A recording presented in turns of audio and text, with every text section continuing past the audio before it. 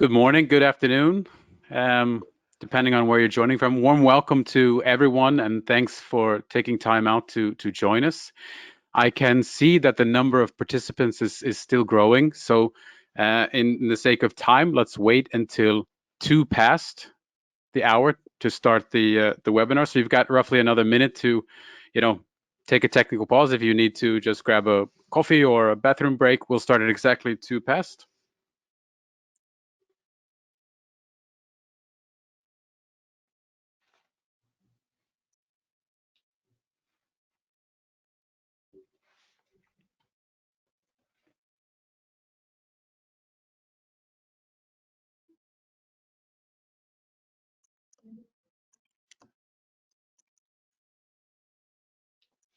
And the awkward silence. Anders, how's the weather in Denmark today? It's been sunny for a while, I would say, and we are going offsite tomorrow in the team at BPI and looking very much forward to spending some quality time with colleagues. That's awesome. It's always nice to get out, especially when the sun is shining. I'm located in Stockholm, and we've had quite a number of sunny days this past 2 days. It's still cold, but at least the sun has been more and more present. So the days are getting longer, which is definitely a positive thing. So Exactly. Cold and sunny is better than windy and rainy, right? Any day. exactly. So with that, it's now 2 past. Let's get started as I mentioned before. So we'll jump straight into it. To start things off, just a quick word on housekeeping. All participants are by default on mute. That's just to avoid any kind of unwanted disruptions or background noises. So it's for everyone's sake that you're on mute by default. But we do, of course, want to keep the webinar as interactive as possible. Within the GoToWebinar tool itself, there is a place for you to type in your questions. So definitely, we want you to ask questions. We urge you to ask questions. So just locate the GoToWebinar control panel on your screen. You can find a section called question, and that's where you can type in your questions. Please do submit your questions along the course of today's webinar. Anders and I have reserved some time at the end of the webinar to look through the questions and provide you with answers.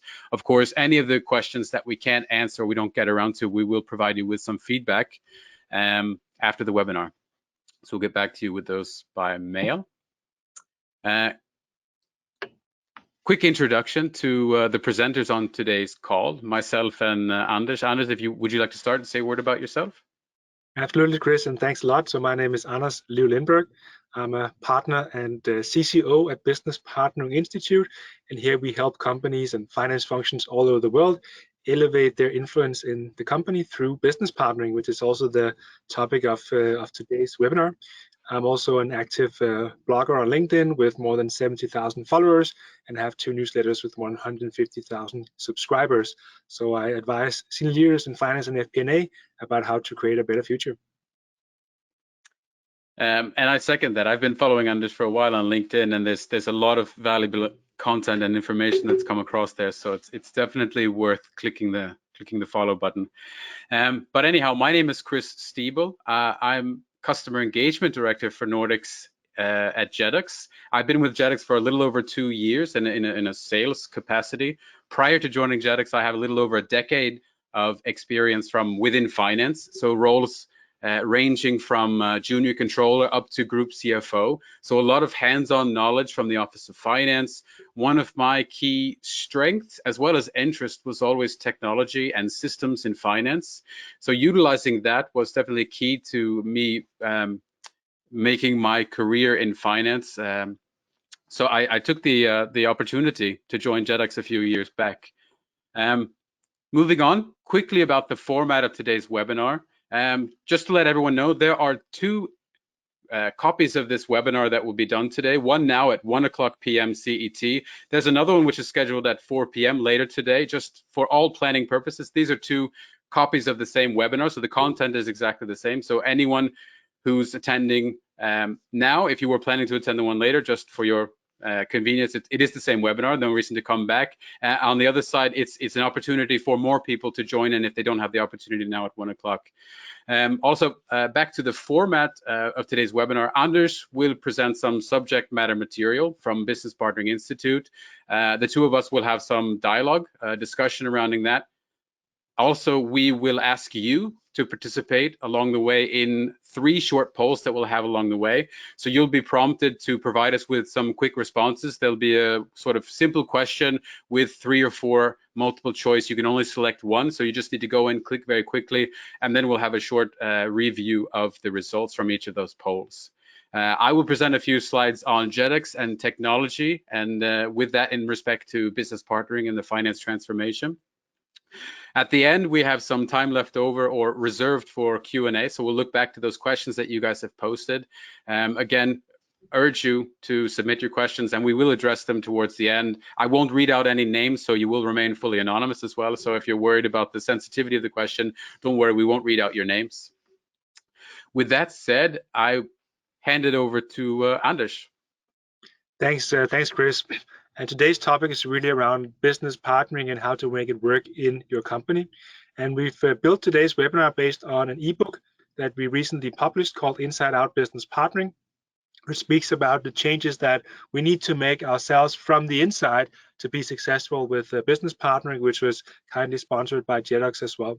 So let's talk about what is business partnering and how do you really become successful with this. Business partnering, what's the goal of that?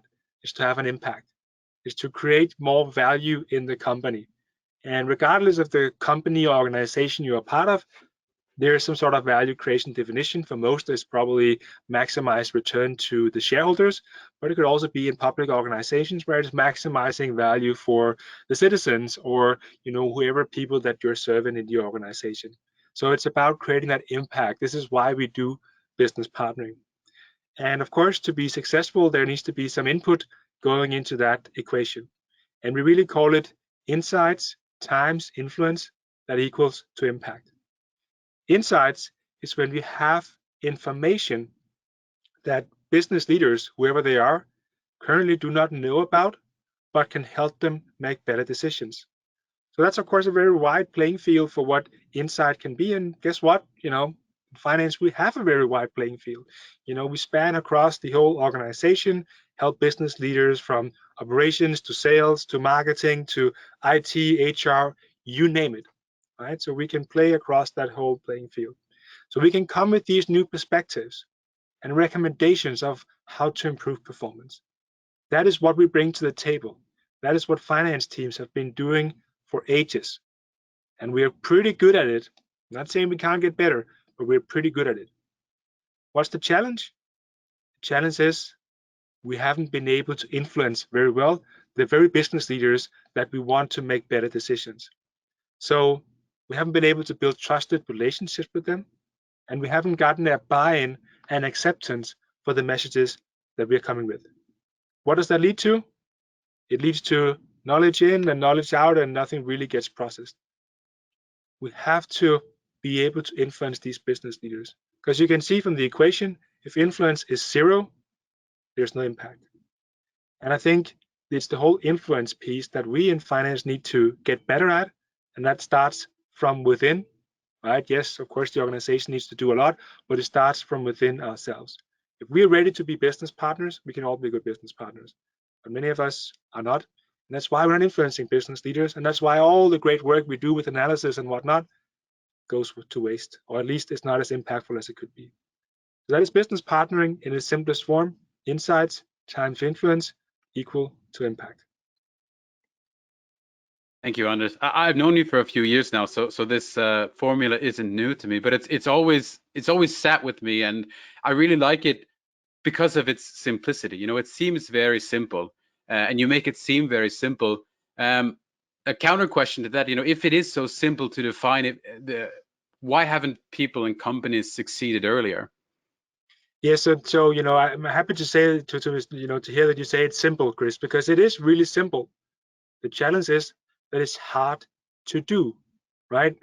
If you ask people, why did you go into finance? I'm sure, or I know for a fact, because I've run poll on this on LinkedIn, I know for a fact that 90% say because of either they're good with numbers or because they like to do business.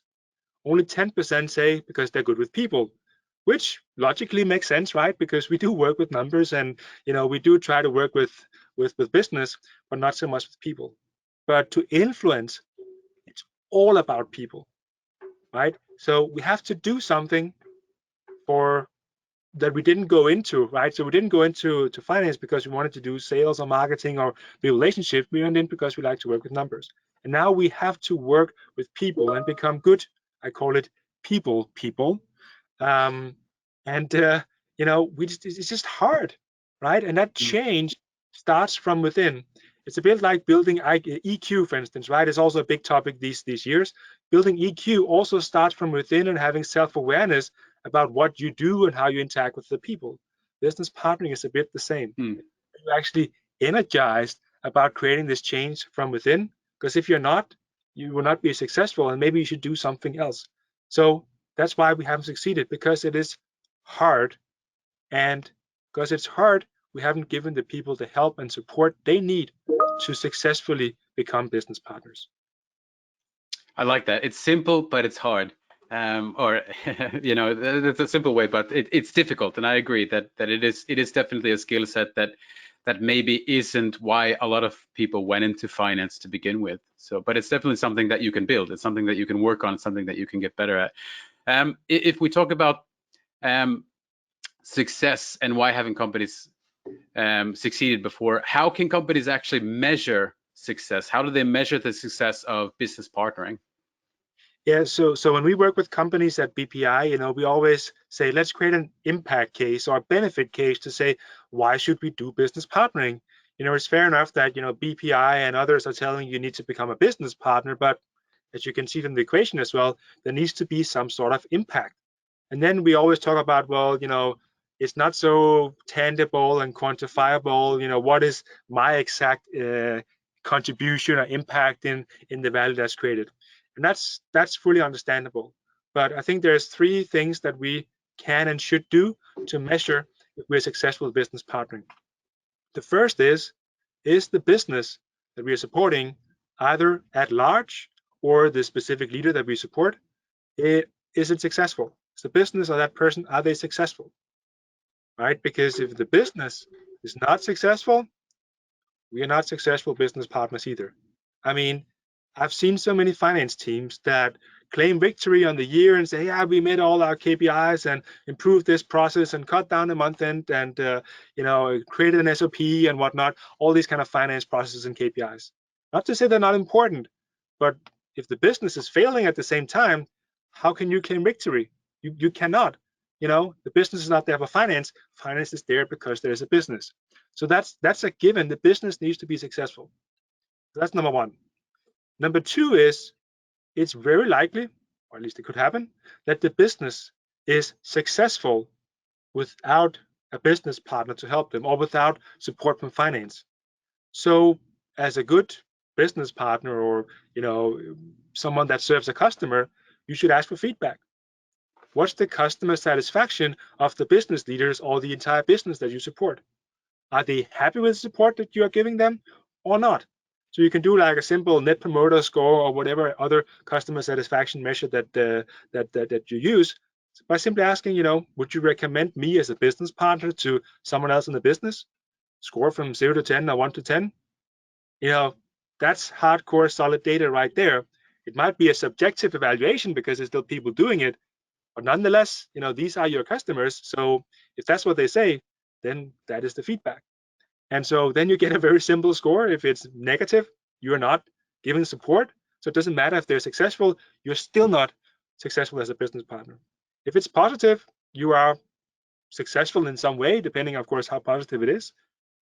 But you have to have positive customer satisfaction, customer feedback to validate that the businesses feel that you are helping them be successful. So that's number two.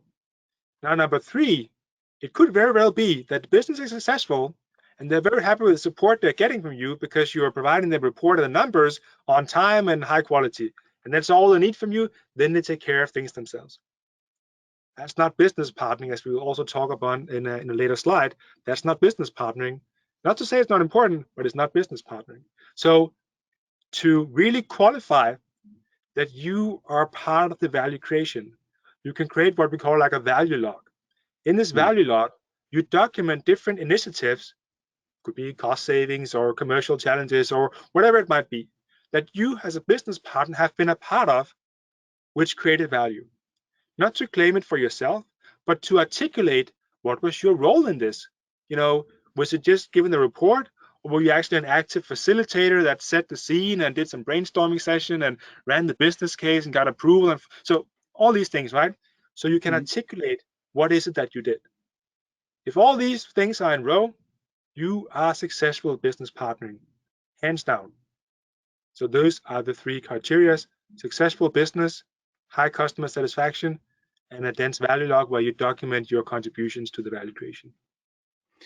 That's all very interesting information, Anders. And one of those that I would pick out is, this customer satisfaction. I think it's really, really interesting. It's still a very sensitive topic for us as individuals to rate our colleagues, for example. In many countries and cultures, that's still probably a very sensitive topic. But at least I really like it in this case because we as an organization, we always put ourselves to high standards.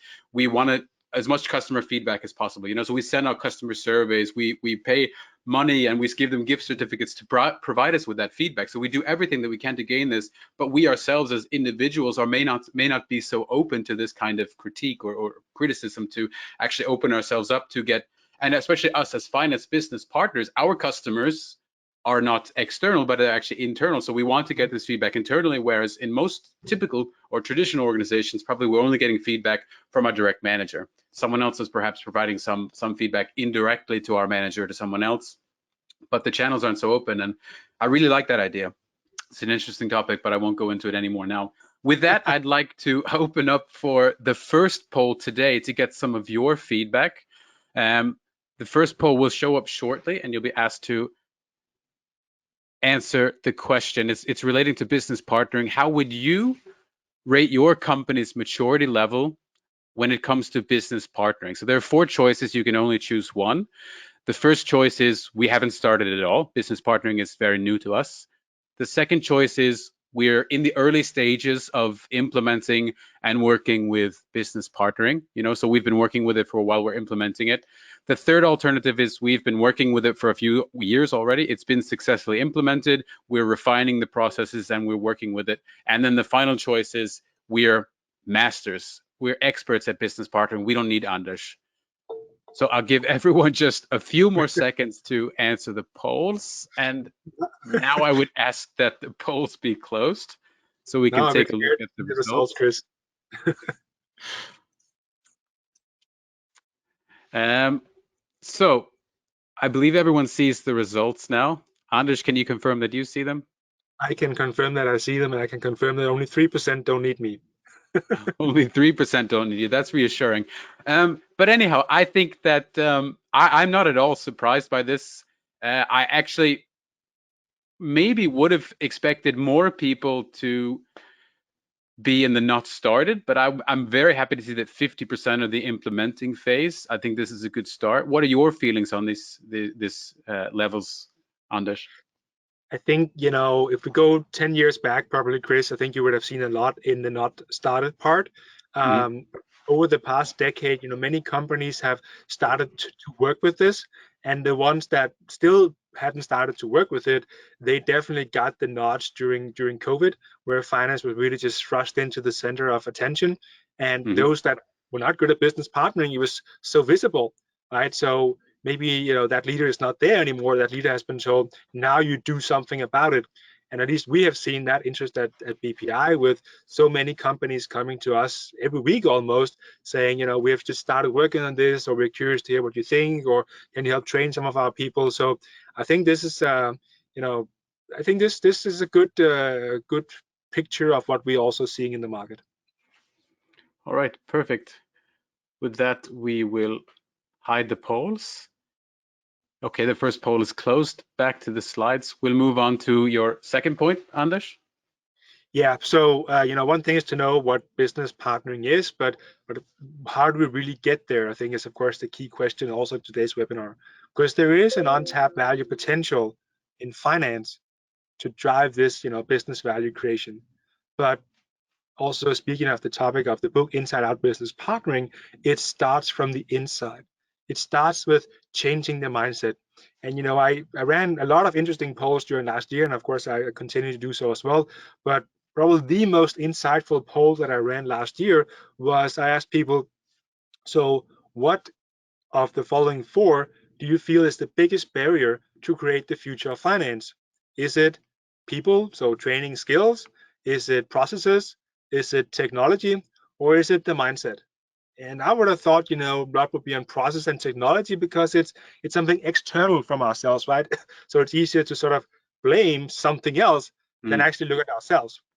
But 62% out of almost 1,500 people said mindset. And I think that was a bit of a shock to me, I would say. It's great, of course, because that means we now have that self-awareness that, speaking about the EQ bit earlier, you need self-awareness to actually get started. We now have self-awareness to start making changes. So what changes do we need to make? Well, we need to change the mindset from thinking like a cost center. Yeah, you can think, SAP or whatever ERP system you use. On Jedox, I'm sure you have cost centers as well, right? So Mm. there's cost centers in there, which only function is to gather some data on, and then we can bring down the cost of those cost centers. Now we have to think as profit drivers, right? What does that mean? It means 5 specific shifts. First, shift from how to minimize the cost in the company or the cost of finance to maximizing business value. Mm. Yes, cost cutting is one of the strategic levers that we can pull, but we cannot cut ourselves to greatness. We have to do other things as well. So it's not Mm. just about cutting down the cost of everything. The second shift is, instead of just explaining historical financial performance, we should think about how to improve future performance, right? Because that's the thing we can actually do something about. We can't change the historical numbers without doing some accounting fraud, which we don't want people to do anyway, right? So Mm. so look towards improving that future. The third one is around risks. Finance people, we are kind of risk averse, so it's natural for us to say, "Ooh, risk, it's bad. We need to take it out."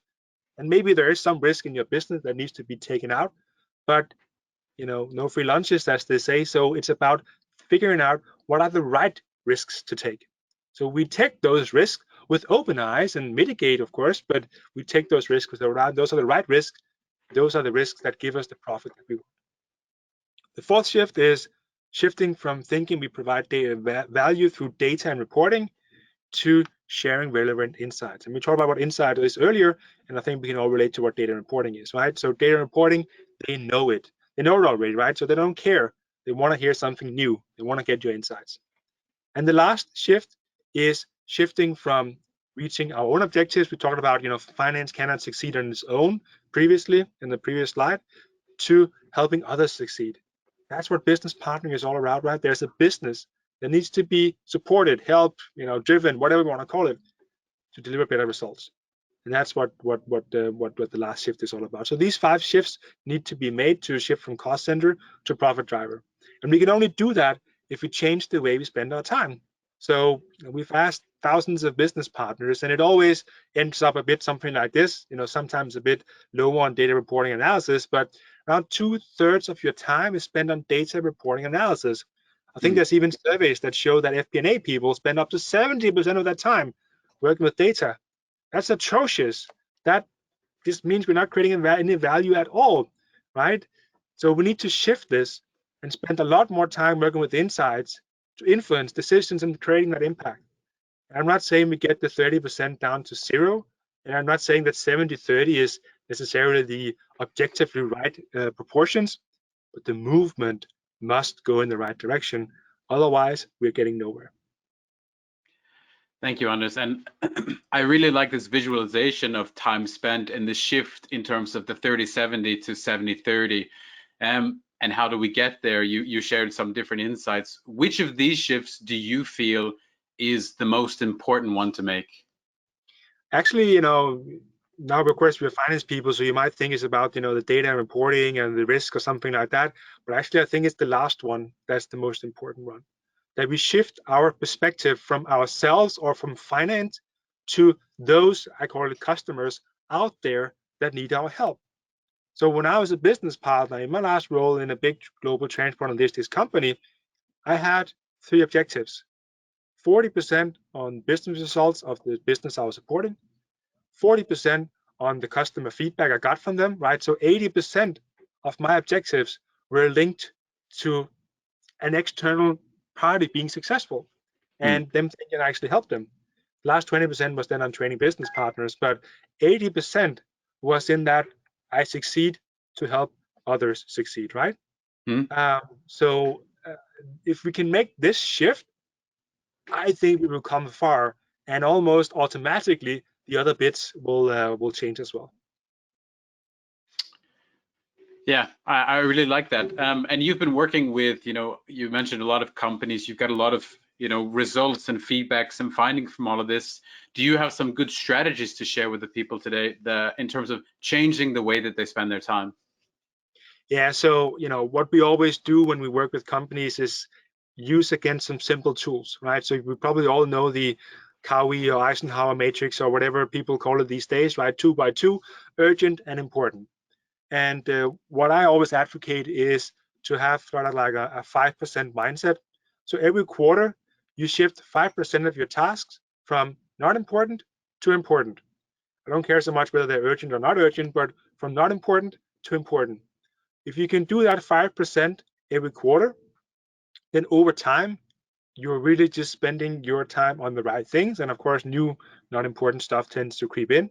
But if you have that mindset, you're constantly working on improving the way you spend your time. And of course, there needs to be enablers to that, good tools and technology and processes and all that. But have that 5% mindset, because for 5%, it's small enough for you to actually be able to do it on your own, but big enough to over time actually make a difference. If I said to you, Chris, in the next quarter, you need to change 20% of how you spend your time, you'd be like, okay, that's a pretty steep challenge, and I'll need the support of Mark, David, and Hannah to actually do it, and I'll need this new tool as well. Otherwise, I'm not moving. And then you are sort of externalizing the change that needs to happen. 5% is something we can all do, and if we can do it consistently, create pretty big results.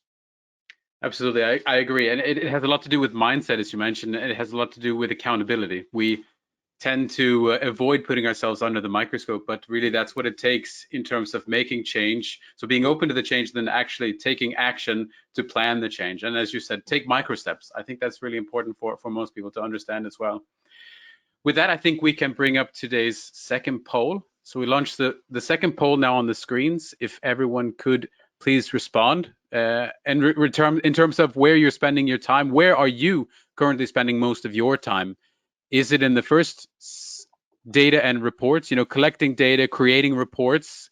Is it on afterwards taking the data, making analyses, and creating some insights?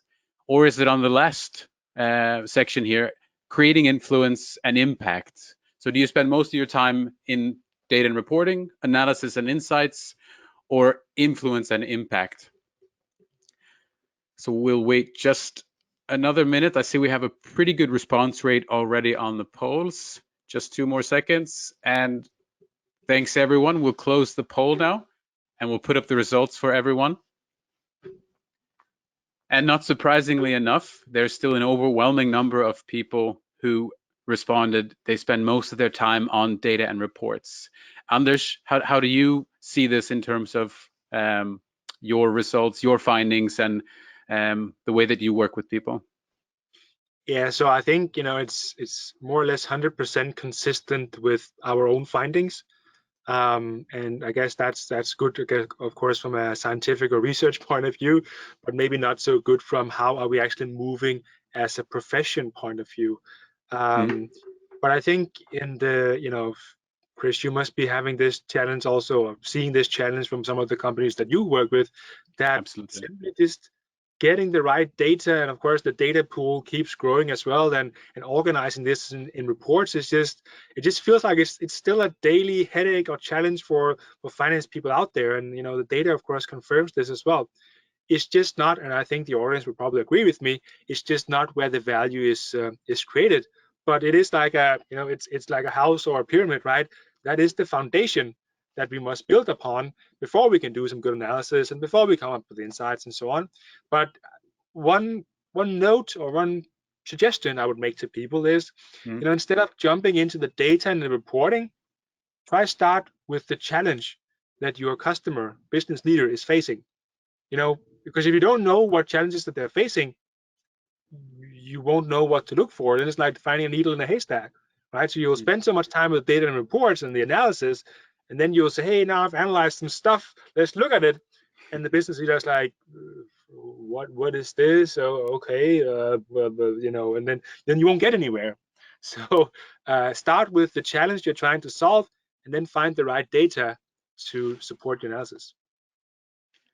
Very good insights, Anders. We move along now to the next slide, Anders. Yeah, so it's obviously we've been on a business partnering journey for many years. I think maybe the term was coined back in 1998 when I think it was PwC creating this pyramid of data and reporting, and then some tools and processes and whatnot. And at the top you had like decision support or business partnering. Right. So I've been talking about this for many years, but still, as we could also see from the results earlier, Chris, we haven't come so far on the journey yet. And I'd sort of see this in two waves. We had a first real wave on business partnering just after the financial crisis, where value creation for companies, of course, became critical because they had suffered so much, and finance, like any other function in the company, had to play a role there. So everyone heard about business partnering, and basically many companies just gave their controller a new business card and said, hey, you're not a controller anymore, you're a business partner, now go create some value. Believe me, I've been one of those controllers.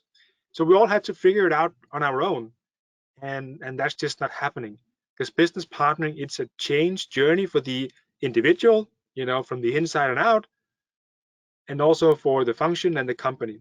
So it's a multi-year effort that requires continuous enablement, as we put it here. So we talked about what does it really take to change mindset and behavior, and there are sort of four pillars that flow into that. The first is, do you actually understand what is being asked of you? So, 3 times I, insights times influence equal to impact. Do you understand what it means to be a business partner? And secondly, which is probably even more important, does it make sense to you? Do you actually want to be a business partner? Some 5-7 years ago, I worked with a guy, a German guy, and he was one of those people that have been given, you're now a business partner. And he actually had the skills to be a business partner. Sometimes he got maybe into a bit of too heated discussions to create, let's say, good customer satisfaction, but he was actually pretty good at it. He just didn't want to do it. So it didn't make sense for him to be a business partner. And he said, I don't want to do it. And I think that was actually a really pretty brave move, right? Because now we all are, you need to be a business partner. Yeah, of course, I'll be a business partner. but it needs to make sense to you. So you need to be you have to have conviction that this is the right thing for you to do. The second part is role modeling. Are you actually seeing other people in your company or in your network being business partners? So when we get into new clients and we say, are there some people already there that are doing good business partnering? Can we elevate those to take on a bigger role in a training program or in the organization at large? Because if you see others do it, there's a high chance that you can do it as well, because you realize, this person has the same, let's say, support and company and organization and systems, whatnot, to do business partnering as I do, and she's able to do it. So I should be able to do it too, right? And of course, the more you see able to do it, especially the leader. I mean, your leader is vital in this, but especially the leader, but also others. The more you see do it, the high likelihood is that you will do it as well. The third bit is processes, structures, technology, and so on. Does it support the changes that you've been asked to make? If your processes and your tech stack forces you to spend 70% of your time on collecting data and organizing in reports, you're not supported to be a business partner, right? So it needs to be in place as well. And last but not least, do you have the skills and the opportunities to behave in new ways, right? So are you actually being trained on this new influencing, becoming a people person, right? Or not? Because if you're not trained, you won't go anywhere.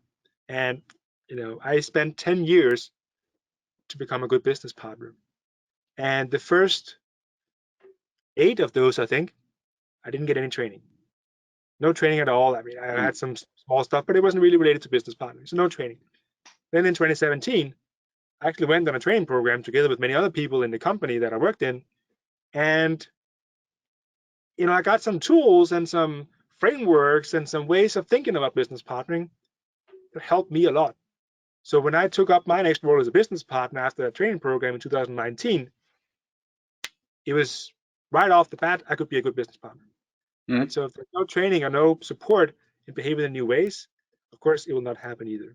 So these are the 4 factors that need to be in place in order to change mindset and behaviors. And that is business partnering. It's an activity we do that is driven by the mindset and is showcased in the behaviors that we show in the workplace. Thank you, Anders. And I think all 4 of these are actually extremely important. I for one, definitely believe in lead by example and being role models. If you had to put forth your sort of knowledge and findings, which of these 4 dimensions do you find companies lack on the most? So I think it's probably in the bottom 2. So developing the talent and skills, right? So actually investing in this multi-year continuous enablement, right? So are you actually developing your people? Are you developing your processes? And are you upgrading your technology? Because with a good role model, maybe a few people can be good business partners, right? There are people that, regardless of the circumstances, are just awesome people, so they can make it happen. And then there are some good people that, with awesome role models, maybe can be so as well. But at large, role modeling can't do the whole thing. And to foster conviction is just a starting point, right? To open your mind to actually becoming a business partner. So I think it's the bottom 2 that companies need to work most seriously with. And yeah, I may be a bit behind the curve there. And in terms of the bottom left, I have the skills and opportunities to behave in a new way. Do you find that this is oftentimes a reluctance from the individual, or rather that it's just not in place from the organizational side to provide them with the necessary trainings that they need to develop these skills? I think for many years it was probably the latter, so that the companies didn't really invest in training programs, for instance. But if our business at BPI is an indication of how much companies are willing to invest in this now, I'd say that that's not the big issue anymore. But because we now have actually training programs and people are getting the opportunities, we are now seeing if they actually want to do it. And to be honest, I see a lot of people struggling. I mean, I really do. And again, it took 10 years for me, right? So in the beginning, I was also struggling. So just because you're struggling today, it doesn't mean you cannot make it. But it really starts from the inside and out to becoming a good business partner. So really reflect on, am I energized by the task I need to do to be a good business partner?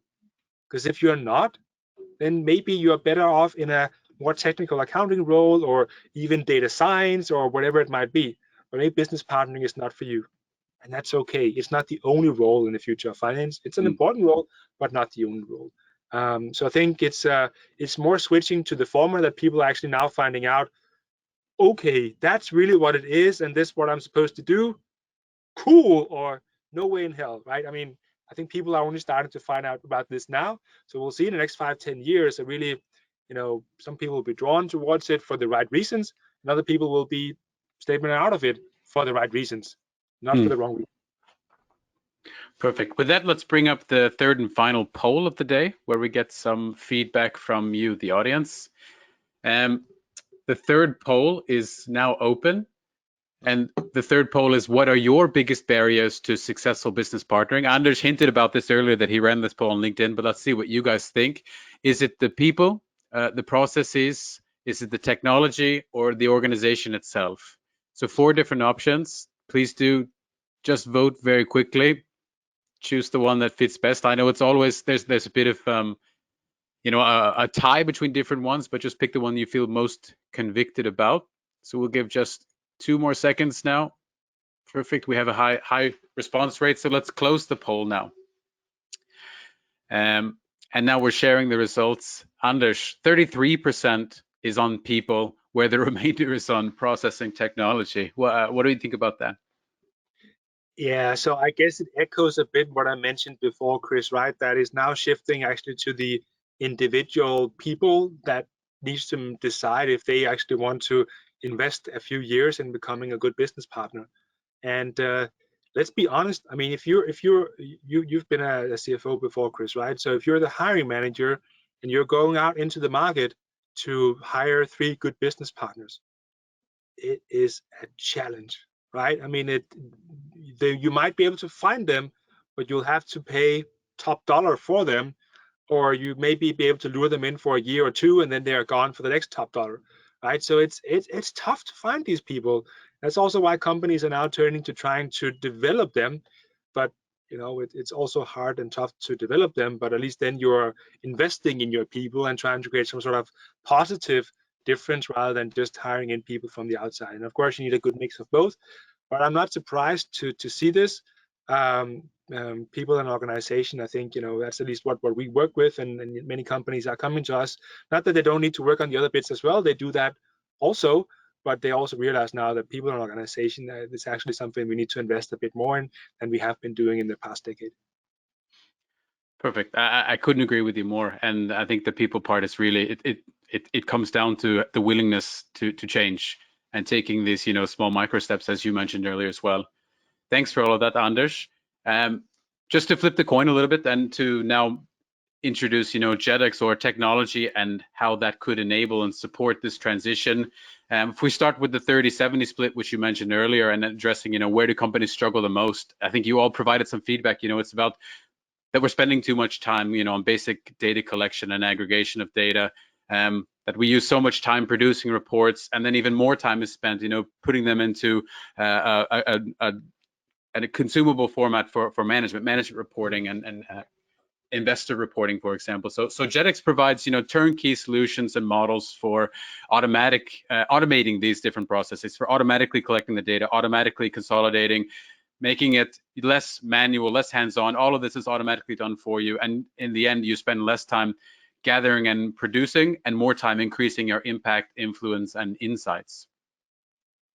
Also, Anders mentioned earlier, the formula to successful business partnering consists of a combination of both insight and influence, not one or the other. If either is 0, then you don't get the desired results.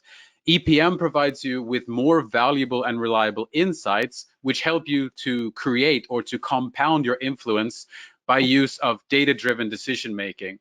So as we all know, it's easier to make a decision based on data.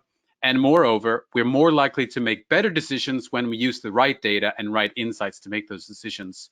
So make sure you know which data is correct. And a very interesting finding just from the survey that's on the screen in front of you, the presence of EPM is much more common among enterprises who are amongst the front runners in capitalizing on making data-driven decision-making. So those who have the data have an EPM, those who are using data to make decisions have an EPM solution in place.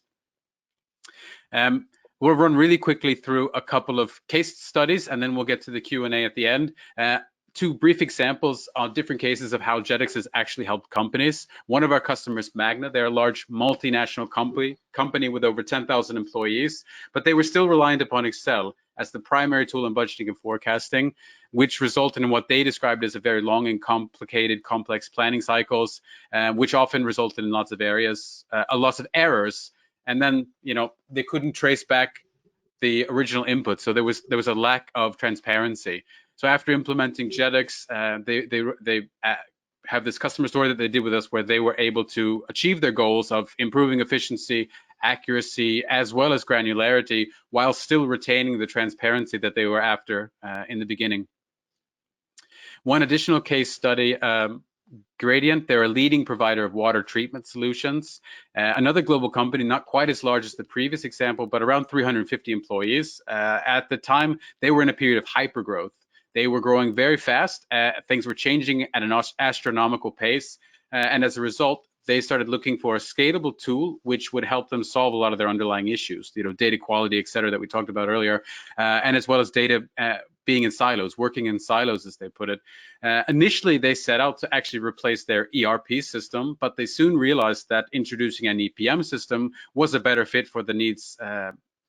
This is actually not so uncommon that organizations try to replace the transactional system due to data quality or lack of integration, rather than a tool that actually can integrate the data for them.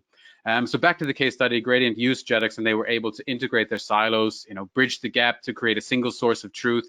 And they were operating in a more, in a more efficient way. So better planning and reporting cycles, better accuracy, and better granularity. This is a very complicated model, but it's just, I will skip this now for the sake of time so we get some Q&A, but it's to show you that when you use an offline Excel model, that once you introduce an EPM system behind this, so when you use Excel in the wrong way, when you have offline disconnected spreadsheets, this only adds to the issue. Connecting all of that data, integrating it in a single source of truth gives you a very quick return on investment by using a tool like EPM and Jedox. Final slide. Anders mentioned earlier, technology is a key enabler, a catalyst which can help you move along the journey very quickly. Jedox is a technology which is ready to help today, regardless of your maturity, whether you're on the beginning of this journey or towards the end. So again, wherever you are, Jedox is a cutting edge solution, and we pride ourselves in the continuous innovation happening within our platform. Jedox is well positioned already today as a leader in the EPM space, but it's through this continuous innovation that I feel personally that we are well positioned to be there for many years to come. So with that, I realize we're 1 minute over. I just want to give maybe one lucky person an answer to the question. So Anders, if we could throw this question over to you really quickly. Someone asked, what is your opinion on how collaborative CPM systems can influence?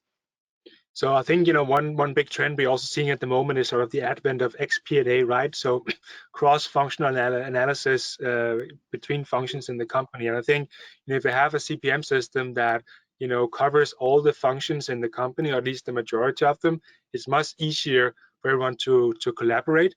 And if you collaborate, then it's also easier to influence. So I think it can play a big role, to be honest.